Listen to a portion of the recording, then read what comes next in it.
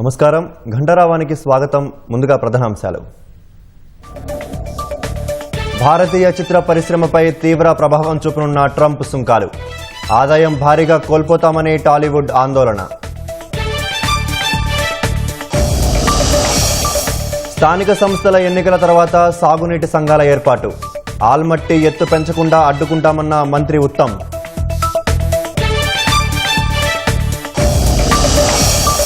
స్థానిక సంస్థల ఎన్నికల్లో అధిక స్థానాలే లక్ష్యంగా వ్యూహాలు. ముఖ్య నేతల రాష్ట్ర స్థాయి సమావేశానికి కాంగ్రెస్ కసరత్తు.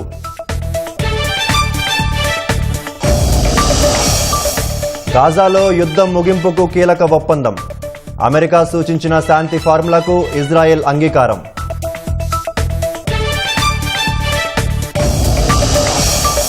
రాష్ట్ర వ్యాప్తంగా వైభవంగా సాగిన సద్దుల బతుకమ్మ సంబురాలు.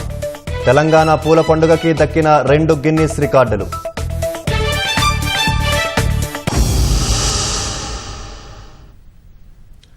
భారీ సుంకాలతో ప్రపంచాన్ని గందరగోళపరుస్తున్న అమెరికా అధ్యక్షుడు డొనాల్డ్ ట్రంప్ సినిమాలను వదల్లేదు. అమెరికా వెలుపల నిర్మించే సినిమాలపై 100% అదనపు సుంకాలు విధించనున్నట్లు ప్రకటించారు. ఇది భారతీయ చిత్ర పరిశ్రమపై తీవ్ర ప్రభావం చూపనుంది. ట్రంప్ సుంకాల మోత భారతీయ చిత్ర పరిశ్రమపై తీవ్ర ప్రభావం పడే ప్రమాదం ఉంది. మన దేశంలో పలు భాషల్లో నిర్మిస్తున్న చిత్రాలకు అక్కడి ప్రవాస భారతీయుల్లో మంచి ఆదరణ ఉంటుంది. 2017లో ఫోర్బ్స్ ఇచ్చిన నివేదిక ప్రకారం భారతీయ భాషల చిత్రాలు అమెరికా, కెనడాల్లో భారీగా ప్రదర్శితమవుతున్నాయి. పెద్ద సినిమాల్లో ఒక్కోటి సగటున $80 లక్షల వరకు వసూళ్లు సాధిస్తాయి. కొన్ని $1 కోటి వసూలు చేసే సందర్భాలు ఉన్నాయి. ఏ సమయంలో చూసుకున్నా అమెరికాలోని 1000 స్క్రీన్లలో భారతీయ చిత్రాలు ప్రదర్శితమవుతుంటాయి. అమెరికా చిత్రాలకు గతంలో ప్రపంచవ్యాప్తంగా భారీగా ఆదరణ ఉండేది. మిగిలిన దేశాల్లో చిత్రాలు భారీగా నిర్మాణమైన అన్ని దేశాలకు చేరేవి కావు. ఫలితంగా హాలీవుడ్ ఏకఛత్రాధిపత్యం సాగేది. ఓటీటీల రాకతో ఆ ఆధిపత్యానికి గండిపడింది. ప్రపంచంలో ఏ దేశంలో చిత్రాల్ని నిర్మించినా అనువాదమై అన్ని దేశాలకు వస్తున్నాయి. అనేక సినిమాలు ఓటీటీల్లో ప్రసారమవుతుండటంతో సినిమా హాళ్లకు జనం రావడం తగ్గింది. ఫలితంగా హాలీవుడ్లో అనివార్యంగా నిర్మాణ వ్యయాన్ని తగ్గించాల్సి వచ్చింది. ట్రంప్ తీసుకున్న నిర్ణయాన్ని పునరాలోచించుకోవాలని తెలుగు నిర్మాతలు కోరారు. 100% టారిఫ్లు అమలు చేస్తే భారతీయ చిత్రాలకు ఆదాయపరంగా అనేక ఇబ్బందులు తలెత్తుతాయని ఆవేదన వ్యక్తం చేశారు. 100% టారిఫ్ ట్రంప్ విధించింది కనుక ఇంప్లిమెంట్ చేస్తే సినిమాలకి కొంచెం రెవెన్యూ పరంగా ఇబ్బంది అయ్యే అవకాశాలు చాలా ఉన్నాయి. నైజాంకి ఈక్వలెంట్ గా యుఎస్ మార్కెట్ చేస్తున్న సందర్భాలు మనం చాలా చూసాము.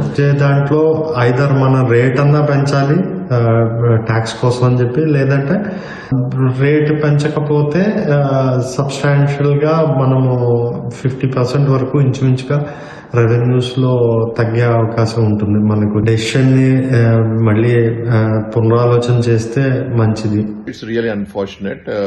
Definitely Indian film industry is going to take a big beat on that, because there's a good revenue from US from the last 10 years especially. Films are really making a big business there. It was just 7%. All of a sudden going for 100%, I think the revenues will hit at least 50%, 50 to 55% less than what we were getting previously. The same way what they're taxing us, that also would be one of the alternatives. And also if we can go to court in US and say take a call on that, also I think that's another alternative what we can do.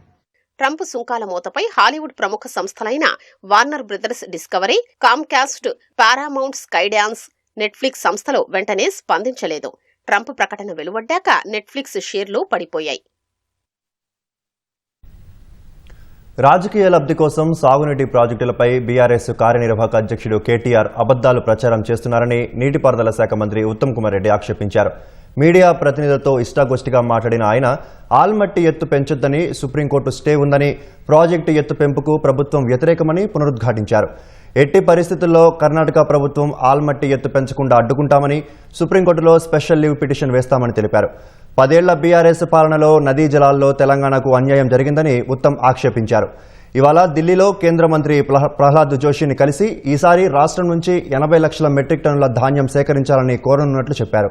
52 లక్షల metric టన్నుల సేకరణకు కేంద్ర ప్రభుత్వం ఇప్పటికే అనుమతి ఇచ్చిందని, మిగిలిన ధాన్యాన్ని తీసుకోవాలని కోరతానని చెప్పారు. ఇప్పటికే రాష్ట్రంలోని గోదాములు, రైస్ మిల్లుల్లో నిండిపోయి ఉన్న ధాన్యాన్ని తరలించేందుకు 300 రైళ్లు ఇవ్వాలని విజ్ఞప్తి చేయనున్నట్లు ఉత్తమ్ కుమార్ రెడ్డి తెలిపారు. అంతకుముందు జలసౌధలో అధికారులతో సమావేశమైన మంత్రి ఉత్తమ్ తుమ్మిడిహెట్టి వద్ద ప్రాణహిత చేవెళ్ల ప్రాజెక్టుపై సవరించిన డీపీఆర్ను సిద్ధం చేయాలని అధికారులను ఆదేశించారు. మంత్రివర్గ ఆమోదం తర్వాత ఎస్ఎల్బీసీ సొరంగం పనులు తిరిగి ప్రారంభమవుతాయని చెప్పారు. సాగునీటి వినియోగదారుల సంఘాల ఏర్పాటు ప్రతిపాదనను పరిశీలిస్తున్నట్లు తెలిపారు. సంఘాల ద్వారా చెరువులు, కాల్వల క్రమబద్దమైన నిర్వహణ చేయాలని సీఎం రేవంత్ రెడ్డి నిర్ణయం తీసుకున్నట్లు పేర్కొన్నారు. స్థానిక సంస్థల ఎన్నికల తర్వాత నీటి వినియోగదారుల సంఘాలు ఏర్పాటు చేసే అవకాశం ఉందని, మొదట చెరువులతో ప్రారంభించి క్రమంగా పెద్ద ప్రాజెక్టులకు విస్తరిస్తామని ఉత్తమ్ వివరించారు.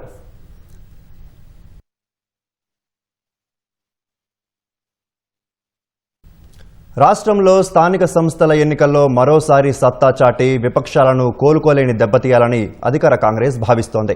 అందుకనుగుణంగా బీఆర్ఎస్, బీజేపీల ఎత్తులకు పై ఎత్తులు వేసుకుని ముందుకెళ్లాలని నిర్ణయించింది. ప్రతిపక్షాలు చేస్తున్న విమర్శలను తిప్పికొడుతూ గత 20 నెలల్లో చేసిన అభివృద్ధి, సంక్షేమ కార్యక్రమాలను గడప గడపకు తీసుకెళ్లాలని నేతలకు సూచించింది. స్థానిక సంస్థల ఎన్నికల్లో అత్యధిక స్థానాల్లో విజయం సాధించడమే లక్ష్యంగా కాంగ్రెస్ వ్యూహాలకు పదును పెడుతోంది. ప్రతి జిల్లాలో 80-90% స్థానాలను గెలిచి తీరాలని నేతలకు మరోసారి స్పష్టం చేసింది. ఎన్నికల షెడ్యూల్ విడుదల కావడంతో ముఖ్య నేతలతో రాష్ట్ర స్థాయి సమావేశం ఏర్పాటు చేయాలని ఏఐసీసీ సూచించింది. 2-3 రోజుల్లో జరిగే ఆ భేటీలో ప్రచార వ్యూహాలు రూపొందించనున్నారు. జిల్లా ఇన్ఛార్జి మంత్రులు, శాసనసభ్యులతో పాటు పార్టీ ఎమ్మెల్యేలు లేని నియోజకవర్గాల్లో అప్పట్లో పోటీ చేసిన కాంగ్రెస్ అభ్యర్థులతో పాటు పార్టీలో చేరిన ముఖ్య నేతలకు స్థానిక ఎన్నికల్లో గెలుపు సాధించేలా కీలక బాధ్యతలు అప్పగించాలని పార్టీ నిర్ణయించినట్లు సమాచారం. ఏ మండలాలు, జిల్లా పరిషత్లను పార్టీ తప్పనిసరిగా గెలుస్తుంది, ఎక్కడెక్కడ విజయావకాశాలు ఉన్నాయనే వివరాలను నియోజకవర్గాల సమన్వయకర్తలు, ఇన్ఛార్జీల నుంచి పీసీసీ సేకరిస్తోంది. నేతల మధ్య విభేదాలున్న అసెంబ్లీ నియోజకవర్గాల్లో వాటి ప్రభావం ఎన్నికలపై పడకుండా జాగ్రత్తలు తీసుకోవాలని ఇన్ఛార్జి మంత్రులకు సూచించినట్లు సమాచారం.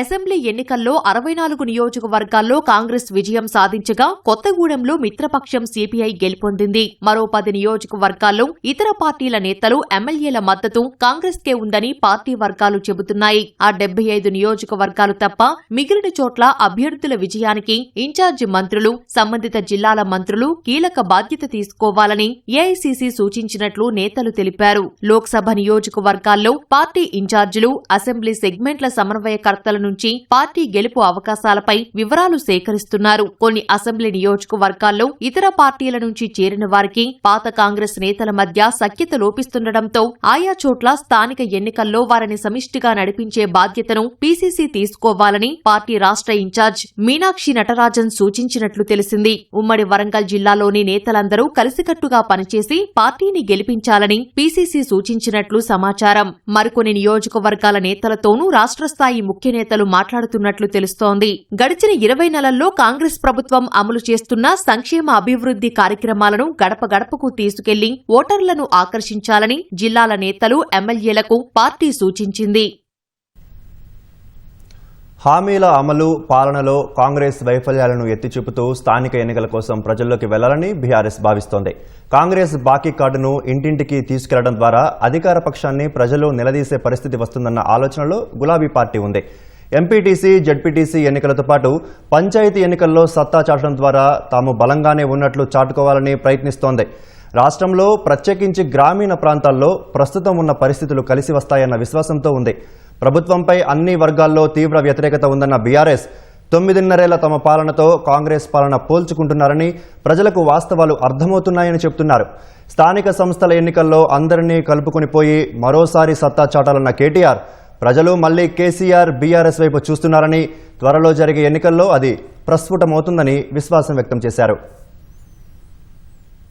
తిరిగి కేసీఆర్ గారు ముఖ్యమంత్రి కావాలి అనే రాష్ట్ర నలుమూలల ఏదైతే ఆకాంక్ష కనబడుతున్నదో ఆ ఆకాంక్షకు అనుగుణంగా మనందరం గనక ఈ రాబోయే సంవత్సరం 2 సంవత్సరాలు పనిచేసినట్టయితే తిరిగి సంక్షేమ, అభివృద్ధి బాటన మళ్ళీ కేసీఆర్ గారి నాయకత్వంలో మనకి ముందుకు పోయేదానికి ఆస్కారం ఉంటుంది. ఎన్నికలు ఎప్పుడొచ్చినా, ఏ రకంగా వచ్చినా ఎదుర్కోవడానికి పార్టీ ఎప్పుడు సిద్ధంగానే ఉంటుంది. మరి ఇప్పుడు స్థానిక సంస్థల ఎన్నికలు వచ్చాయని చెప్తున్నారు, అది కూడా ఎదుర్కొంది. ప్రజల మతిమరుపు మీద కాంగ్రెస్ పార్టీకి అపారమైన విశ్వాసం ఉంది. మేము ఎన్నికల ముందు చెప్పినవన్నీ ప్రజలు మర్చిపోయారు. ఎన్ని మాటలు చెప్పారో కాంగ్రెస్ వాళ్ళు మర్చిపోయారు, కానీ ప్రజలు మర్చిపోలేదు. ప్రతి వర్గానికి ఎంత బాకీ ఉన్నది ఈ ప్రభుత్వం అంటూ ఈ కాంగ్రెస్ బాకీ కార్డుని మనం ఇంటింటికి తీసుకపోతే ఇదే కాంగ్రెస్ పాలిట బ్రహ్మాస్త్రం అవుతుంది. తెలంగాణ పూల పండుగ బతుకమ్మకు 2 గిన్నీస్ రికార్డులు దక్కాయి. హైదరాబాద్ సరూర్ నగర్ స్టేడియంలో ఏర్పాటు చేసిన వేడుకల్లో అత్యంత ఎత్తైన బతుకమ్మ అతిపెద్ద తెలంగాణ జానపద నృత్యంగా రికార్డును సొంతం చేసుకుంది. ఈ వేడుకల్లో మహిళలు పెద్ద సంఖ్యలో పాల్గొని బతుకమ్మను ఆడి పాడి సందడి చేశారు. తెలంగాణ సంప్రదాయానికి ప్రకృతి ఆరాధనకు అద్దం పట్టే బతుకమ్మ వేడుకల ఖ్యాతి విశ్వవ్యాప్తమైంది. హైదరాబాద్ సరూర్ నగర్ స్టేడియం వేదికగా నిర్వహించిన మన బతుకమ్మ వేడుకల్లో 2 గిన్నీస్ బుక్ ఆఫ్ వరల్డ్ రికార్డులు సొంతమయ్యాయి. 1354 మంది మహిళలతో చేసిన రికార్డు ప్రయత్నం ఫలించింది. అతిపెద్ద తెలంగాణ జానపద నృత్యంగా బతుకమ్మకు గిన్నీస్ రికార్డు దక్కింది. బతుకమ్మ జానపద పాటకు భారీ బతుకమ్మ చుట్టూ లయబద్ధంగా ఆడి మహిళలు గిన్నీస్ ప్రతినిధుల్ని మెప్పించారు.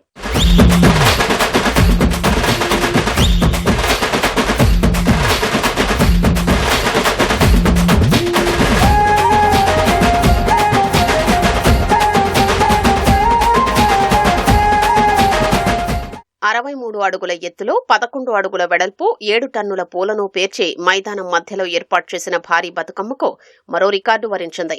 ఒకేసారి 2 రికార్డులు దక్కడంపై పర్యాటక శాఖ మంత్రి జూపల్లి కృష్ణారావు హర్షం వ్యక్తం చేశారు.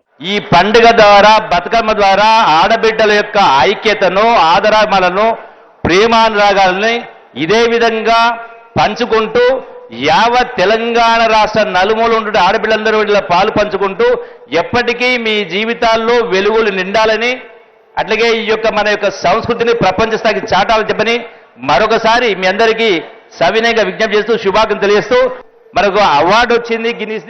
కార్యక్రమంలో మంత్రులు జూపల్లితో పాటు సీతక్క, మేయర్ గద్వాల విజయలక్ష్మి, ఎమ్మెల్యే మల్రెడ్డి రంగారెడ్డి సహా పలువురు ప్రముఖులు పాల్గొన్నారు. ఒక్కేసి పువ్వేసి సందమామ అంటూ విమలక్క పాటకు సీతక్కతో కలిసి మేయర్ విజయలక్ష్మి బతుకమ్మ ఆడారు. గిన్నిస్ రికార్డు ప్రయత్నం ఫలించిన వెంటనే మహిళల్ని మంత్రులు అభినందించారు. మహిళలు ఏ రంగంలోనైనా రాణిస్తారు అనడానికి మన బతుకమ్మ కార్యక్రమమే నిదర్శనమని మంత్రి సీతక్క పేర్కొన్నారు.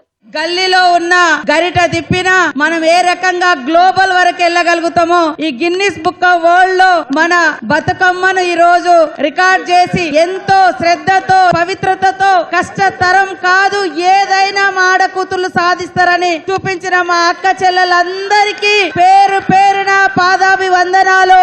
ఇదే లక్ష్యము, ఇదే పట్టుదల, ఎక్కడైనా ఏదైనా సాధించగలుగుతామనేటువంటి విశ్వాసంతో ఏ రంగంలో అయినా ముందడుగు వేద్దాం.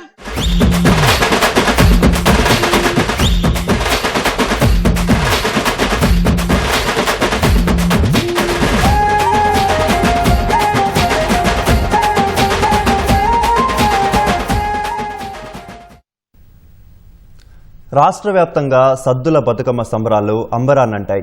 తీరొక్క పూలతో పేర్చిన బతుకమ్మలను తీసుకొచ్చిన ఆడబిడ్డలు చప్పట్లు, కోలాటాలతో ఆడిపాడారు.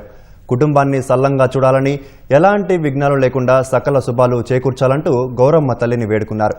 అత్యంత భక్తి శ్రద్ధలతో క్రతువును పూర్తి చేసి అర్ధరాత్రి వరకు ఆడిపాడిన మహిళలు మళ్లీ రావమ్మ గౌరమ్మ అంటూ బతుకమ్మలను నిమజ్జనం చేశారు.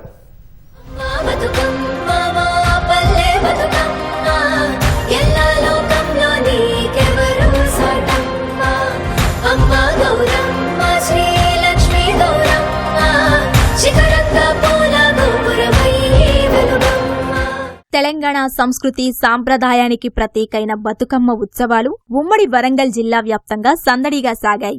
వేడుకలు ఓరుగల్లులో కన్నుల పండువగా జరిగాయి. వేలాది మందిగా తరలివచ్చిన అతివలతో పద్మాక్షిగుండం పరిసరాలు కిక్కిరిసిపోయాయి. బతుకమ్మల చుట్టూ చేరి అలుపు సొలుపు లేకుండా ఆడిపాడారు. ఆటపాటల అనంతరం ప్రసాదాలు ఇచ్చిపుచ్చుకొని మహిళలు పద్మాక్షిగుండంలో బతుకమ్మలని నిమజ్జనం చేశారు. నిమజ్జనమైన బతుకమ్మలతో గుండమంతా పూలవనంలా మారి కనివిందు చేసింది. జనగాం జిల్లా నిడిగొండలో చెరువు కట్టపై మహిళలు ఆట పాటలతో గౌరమ్మను కొలిచారు. నర్సంపేట నియోజకవర్గం నియోజకవర్గం గ్రామాన విరుల వేడుకను ఘనంగా జరిపారు. నర్సంపేట అంగడి మైదానం తీరొక్క పూలతో నందన వనంలా మారింది. మాదన్నపేట పెద్ద కాలువలో నిమజ్జనం చేశారు. తెచ్చుకున్న సద్దులను అందరితో పంచుకొని కష్ట సుఖాలు పంచుకున్నారు. హనుమకొండ జిల్లా పరకాలలో వేడుకలలో విధులు నిర్వహిస్తూనే మహిళా పోలీస్ కానిస్టేబుల్ ఆడవారితో కలిసి బతుకమ్మ ఆడారు.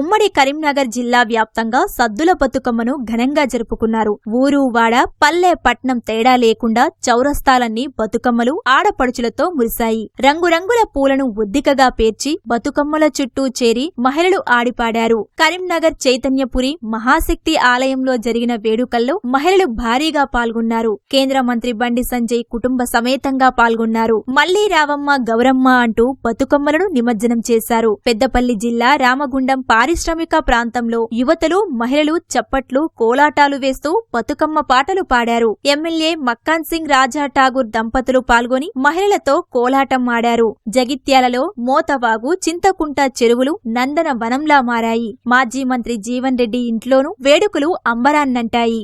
మంతని డివిజన్ వ్యాప్తంగా విరుల వేడుక ఉత్సాహ వాతావరణంలో సాగింది.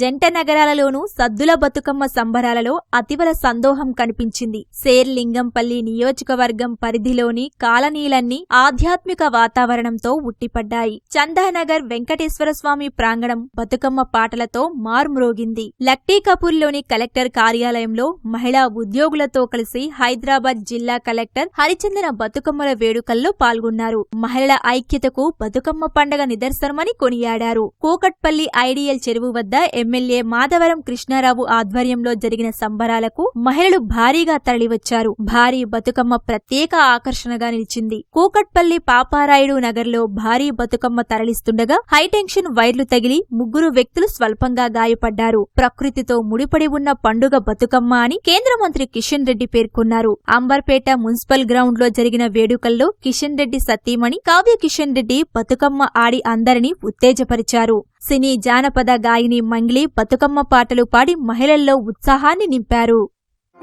వత్తాంటే పోతాంటే ఓ రామశిలక నడిచేటి దారుల్లో మొలిసింది మొలక ఆ మొలకి చెట్టయ్యి కొమ్మల్లే వేసాయి ఆ కొమ్మే మొగ్గేసి తీరొక్క పువ్వు పూసి ఆ పువ్వే అందంగా బతుకమ్మయ్యే.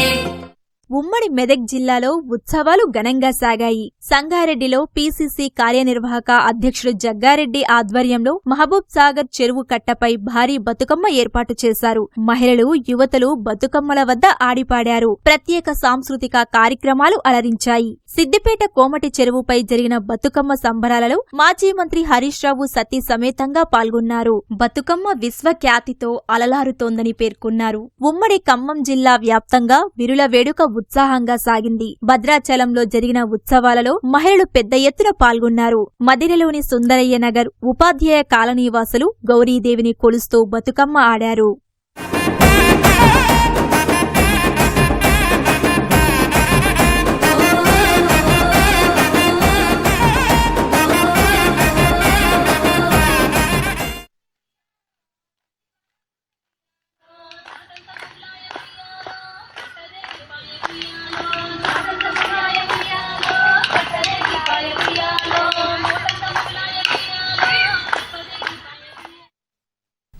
గోవులపై ప్రభుత్వ నిర్లక్ష్య వైఖరికి నిరసనగా యుగ తులసి ఫౌండేషన్ చలో సెక్రటరియట్కు పిలుపునిచ్చింది. సర్కారుని కదిలిద్దాం, గోవిని బతికించుకుందాం అనే నినాదంతో ఖైరతాబాద్ మింట్ కాంపౌండ్ త్రిశక్తి హనుమాన్ దేవస్థానం నుంచి సచివాలయానికి ర్యాలీగా బయలుదేరిన వారిని పోలీసులు అడ్డుకున్నారు.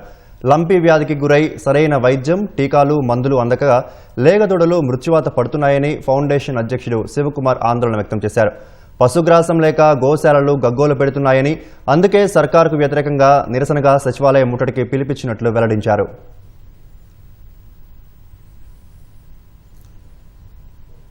ఉగ్రవాదాన్ని అంతం చేయాలనే సందేశంతో ఆలై బలై నిర్వహిస్తున్నట్లు బండారు దత్తాత్రేయ తెలిపారు. వచ్చే నెల 3న ఎగ్జిబిషన్ గ్రౌండ్లో జరగనున్న అలై బలై కార్యక్రమ నిర్వహణ పనులను బండారు దత్తాత్రేయ పరిశీలించారు. తెలంగాణ సంస్కృతి సంప్రదాయాలను ప్రతిబింబించే విధంగా అలై బలై కార్యక్రమం నిర్వహిస్తున్నామని పేర్కొన్నారు. ఈ కార్యక్రమానికి వివిధ రంగాల ప్రతినిధులను ఆహ్వానిస్తున్నట్లు బండారు దత్తాత్రేయ తెలిపారు. వివిధ భావజాలాలు ఉండొచ్చు, మనందరం ఒకటైనటువంటి భావాన్ని నిర్మాణం చేయాలి. అందుకోసమనే మనము ఈ కార్యక్రమాన్ని అలై బలై అనే పేరు పెట్టాం. ఈ కార్యక్రమం యొక్క ముఖ్యమైన ఉద్దేశం కూడా ఏంటంటే, భారతదేశంలో ఏదైతే సింధూర్ అనేటువంటి ఆపరేషన్ జరిగిందో, ఆ సింధూర్ ఆపరేషన్ అనేది ప్రపంచాన్ని అద్భుతపరిచింది. అంటే భారతదేశము ఒక శక్తివంతమైన దేశం, ఇది సర్వసత్తాకమైన దేశం. ఈ దేశం అనుకుంటే ఎవరిని కూడా సహించాలని చెప్పేసి మన దేశ ప్రధానమంత్రి నరేంద్ర మోడీ గారు ఏదైతే సింధూర్ ఆపరేషన్ చేపట్టిండో, దానివల్ల దేశ సమగ్రత, దేశ సమైక్యత, దాన్ని మనం పటిష్టంగా ఉంచుకోవడం, ఉగ్రవాదాన్ని, టెర్రరిజాన్ని అంతం చేయడం. అందుకని మన అందరం కూడా ఈసారి ఆ సందేశం అనేది ప్రధానంగా ఉంటుంది. దసరా పండుగ వేళ హర్యానాలోని సిర్సా పట్టణంలో ప్రదర్శించే రామ్ లీలా నాటకంలో సీతారాముల పాత్రలో నటించే వ్యక్తులు నిజ జీవితంలో కూడా భార్యాభర్తలుగా ఉన్నారు. శ్రీరామ క్లబ్ చారిటబుల్ ట్రస్ట్ నిర్వహించే ఈ నాటక ప్రదర్శనలో భాగంగా 2017లో శ్రీరాముని పాత్రలో నటిస్తున్న రిషబ్ గాబా, సీత పాత్రలో నటిస్తున్న సియా స్వయంవరం సమయంలో ఇరువురు దండలు మార్చుకున్నారు. ఆ తర్వాత నిజ జీవితంలో దండలు మార్చుకొని వివాహ బంధంలోకి అడుగుపెట్టారు. అప్పటి నుంచి వీరిద్దరూ సీతారాములుగా రామ్ లీలాను రక్తి కట్టిస్తున్నారు.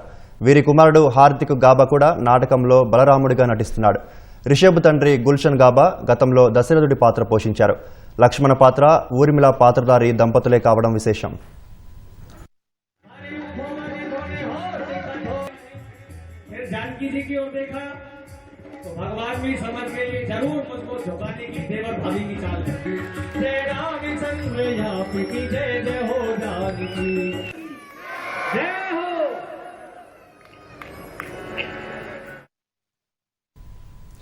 దేశంలోనే ఎక్కువ కాలం జరిగే దసరా పండుగగా ఛత్తీస్గఢ్లోని బస్తర్ దసరా వేడుకలు నిలుస్తున్నాయి.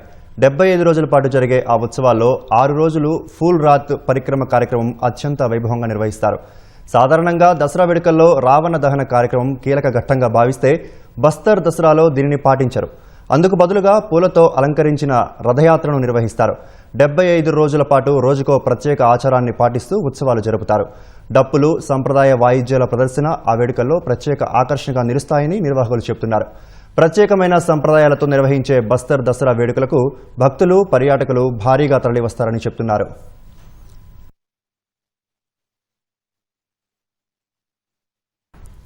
దసరా పండుగ వేళ ఓ కళాకారుడు జిలేబీ మీసంతో కూడిన రావణుడి దిష్టిబొమ్మ తయారు చేసి అందరి దృష్టిని ఆకర్షించాడు. హర్యానాకు చెందిన ప్రఖ్యాత కళాకారుడు బాబా భగత్ 40 అడుగుల పొడవున్న రావణుడి దిష్టిబొమ్మకు జిలేబీ మీసాన్ని ఏర్పాటు చేసి వైవిధ్యంగా రూపొందించారు. రావణాసురుడి బొమ్మతో పాటు కుంభకర్ణుడు, మేఘనాథ్ బొమ్మలను తీర్చిదిద్దుతున్నారు. గత 40 ఏళ్లుగా బొమ్మల తయారీ వృత్తిలో కొనసాగుతున్న బాబా భగత్ ఢిల్లీ, సిర్సా పట్టణాల్లో వేలాది దిష్టిబొమ్మలు తయారు చేసినట్లు చెప్పారు. ఈ ఏడాది సిర్సాలో తయారు చేస్తున్న రావణుడి దిష్టిబొమ్మ దాదాపు 70 అడుగుల పొడవు ఉంటుందన్నారు. అయితే ఆ బొమ్మకు జిలేబీ మీసం భిన్నమైన రూపాన్ని ఇస్తుందని పేర్కొన్నారు. డబ్బు సంపాదించడానికి తాను ఇక్కడికి రాలేదని, కొత్త తరాన్ని రామాయణం, రావణుల కథతో అనుసంధానించడమే తన ఉద్దేశమన్నారు. రాబోయే తరం దిష్టిబొమ్మలను చూసి ఆనందించడమే కాకుండా వాటి వెనుక దాగి ఉన్న చరిత్ర, సంస్కృతిని అర్థం చేసుకోవాలని కోరుకుంటున్నట్లు చెప్పారు. రావణుడి కథ మంచి చెడుల మధ్య తేడా నేర్పుతుందని బాబా భగత్ తెలిపారు.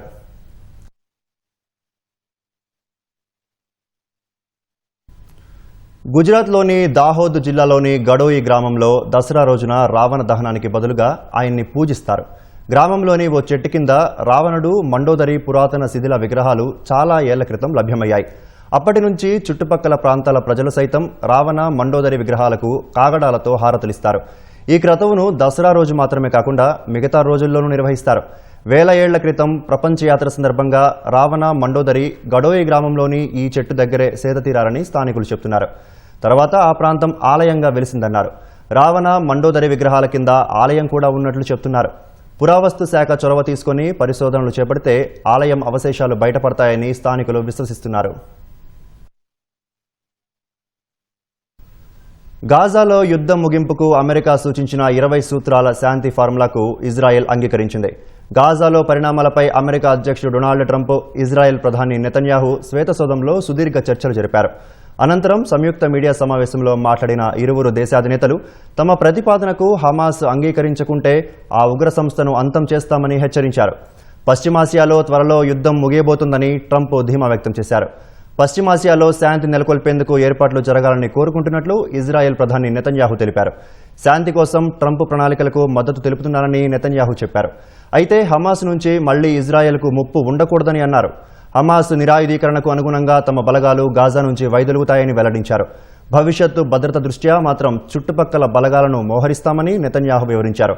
ఇజ్రాయెల్ హమాస్ మధ్య యుద్ధాన్ని ముగించేందుకు ట్రంప్ ప్రతిపాదించిన శాంతి ఫార్ములాను పాలస్తీనా ప్రభుత్వం స్వాగతించింది. అమెరికా డిమాండ్ మేరకు సంస్కరణలు తీసుకొస్తామని తెలిపింది. మరోవైపు ఇటీవల ఖతార్పై దాడి చేసినందుకు ఆ దేశానికి నెతన్యాహు క్షమాపణలు చెప్పారు. ట్రంప్ ఒత్తిడితోనే ఖతార్ ప్రధానికి నెతన్యాహు క్షమాపణలు చెప్పినట్లు తెలిసిందే. అటు అమెరికా అధ్యక్షుడి ప్రతిపాదనను పాలస్తీనా ప్రభుత్వం సహా అరబ్ ముస్లిం దేశాలు స్వాగతించాయి. మరుభూమిగా మారిన గాజాలో ట్రంప్ శాంతిని తీసుకొస్తారని విశ్వాసం వ్యక్తం చేశాయి. అమెరికా డిమాండ్ మేరకు సంస్కరణలు తీసుకొస్తామని పాలస్తీనా ప్రభుత్వం తెలిపింది. గాజా పునర్నిర్మాణం, వెస్ట్ బ్యాంకు ఆక్రమణకు అనుమతించనని ట్రంప్ చేసిన ప్రకటనను Qatar, Jordan, UAE, Indonesia, Pakistan, Türkiye, Saudi Arabia, Egypt దేశాల విదేశాంగ మంత్రులు స్వాగతించారు. ఈ మేరకు సంయుక్తంగా ప్రకటన విడుదల చేశారు. పశ్చిమాసియాలో శాంతి, సుస్థిరతకు బాటలు పరిచే ఒప్పందాన్ని ఖరారు చేసుకునేందుకు అమెరికాతో చర్చలు జరిపేందుకు సిద్ధంగా ఉన్నామని ప్రకటనలో పేర్కొన్నారు.